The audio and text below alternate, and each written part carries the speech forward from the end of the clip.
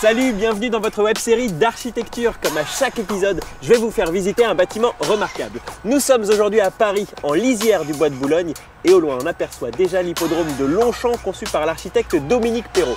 On va en faire le tour en seulement 3 minutes. Un instantané d'architecture, c'est l'instant archi.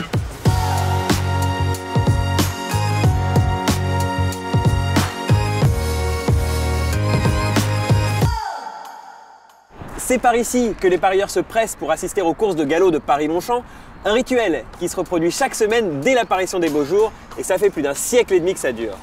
Mais les bâtiments étaient vieillissants, trop grands, plus tellement adaptés aux spectateurs d'aujourd'hui. Alors l'architecte Dominique Perrault a été chargé de transformer tout ça pour restituer le faste de l'architecture d'hier, tout en l'adaptant aux usages et aux formes d'aujourd'hui. Quelques éléments ont été conservés, notamment les grilles noires derrière lesquelles on aperçoit l'entrée monumentale par sa composition. Avec ses deux ailes symétriques, son escalier d'honneur au centre qui s'élève vers le bâtiment principal et tous ces revêtements dorés qui font la signature de l'ensemble. Je sais pas vous, mais moi j'ai envie d'aller voir plus près. La colonne vertébrale du nouvel hippodrome de Longchamp, c'est cette longue promenade qui dessert les principaux espaces. Au sud, les écuries réservées aux équipes en course. Au nord, les pelouses ouvertes au public. Entre les deux, plus de 300 mètres de ligne droite à l'arrière de la tribune principale, d'où l'on voit notamment le rond de présentation.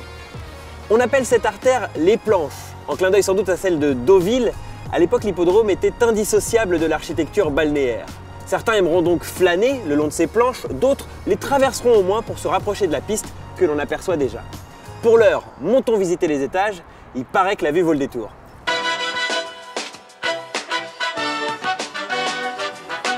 Nous sommes dans la tribune du Jockey Club. Outre l'accès au gradin, on y trouve quelques espaces dédiés aux parieurs, une brasserie, un restaurant, mais aussi des loges et des salons privés.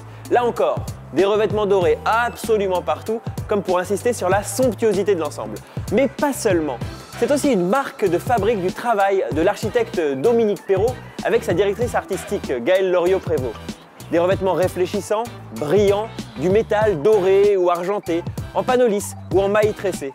On en retrouve dans une grande partie des projets de l'agence, déjà depuis la grande bibliothèque, la BNF, construite à Paris dans les années 90. Et puis, une troisième piste encore pour expliquer la couleur bronze ou or de l'hippodrome, c'est son emplacement.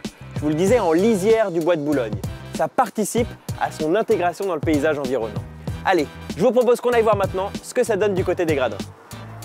Nous avons beaucoup parlé du bâtiment jusque-là. Mais le clou du spectacle, évidemment, c'est la piste. Et tout est mis en œuvre pour qu'elle nous paraisse la plus proche possible. D'abord, par la grande transparence de l'ensemble qui nous permet de la voir d'à peu près partout. Et puis aux étages, les balcons semblent pencher vers la piste. Surtout, ils débordent en porte-à-faux, de plus en plus profond au fur et à mesure que l'on monte. C'est d'ailleurs ce qui donne cet aspect presque mobile à la tribune. Enfin, cette proximité entre le spectateur et la course, elle se joue aussi ici, par les grandes surfaces de gazon qui prolongent la piste jusqu'à la tribune. Allez, je dois vous laisser, le public ne va pas tarder et moi je dois préparer mes paris, d'autant que je crois que j'ai un bon tuyau. Et n'oubliez pas, l'architecture est partout, il faut juste prendre le temps de la regarder.